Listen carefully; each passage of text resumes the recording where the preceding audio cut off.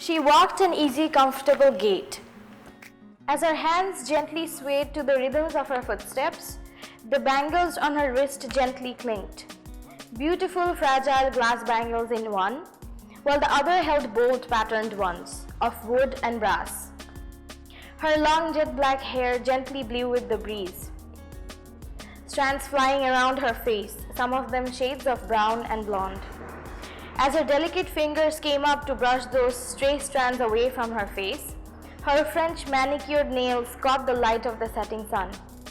It was majestic, or maybe just plain, simple and ordinary. Sakinat Maliha Islam! She halted on her steps, a faint smile playing on her red-painted lips as she turned on her heels, her dainty feet twinkling to the movement. As her anklet shifted and she looked back with those dark, coal-lined eyes to see the face of the only person she knew called her out with her full name. "What's up, Mr. Shobhik Ghosh?" she inquired in English, looking onto the face of her best friend. "You look beautiful. Not every woman can hold up a style like yours. Is that a katan sari turned into a skirt that you're wearing with your top?" he asked, his eyes twinkling with amusement. She chuckled. Her colored clay-beaded earrings swayed with the movement as she nodded and replied, "The pattern makes for a great skirt, don't you think? Oh, that reminds me."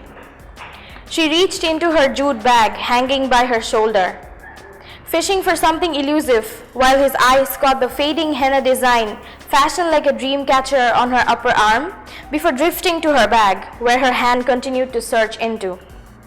"What is it?" "Oh, found it." She brought out a folded piece of paper and handed it to him eagerly.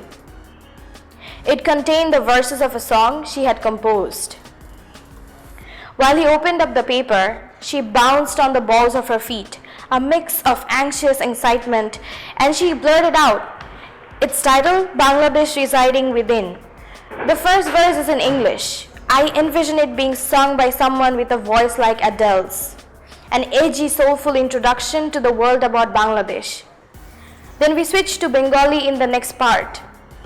I took inspiration from Lalon, Nozrul songs and folk tales. It is supposed to...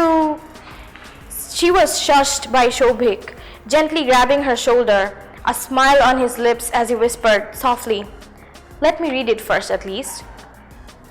She blinked and then laughed, nodding and gesturing him to do so. While he did, she studied his face with beady eyes for the sign of any emotions, her hands unknowingly playing with the thin gold chain around her neck that she has been wearing since she was 5, and then she sighed, growing impatient with his silence. "Is it that bad? Don't tell me. Okay, no, I need to know. You promised honest feedback." He looked up and met her wide-eyed gaze, revealing no emotions, before breaking into a grin and hugging her. "It's brilliant, Miss Sakinat Maliha Islam. I knew you had it in you. I could envision it being played live, a rendition of old and new, with tunes from the guitar and drums to that of the iktara and dhol."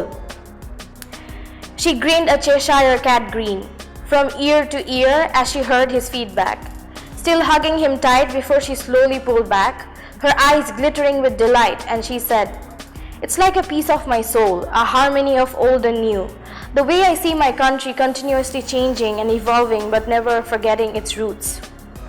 He interrupted her again. It was a habit, and said, "Just as you do.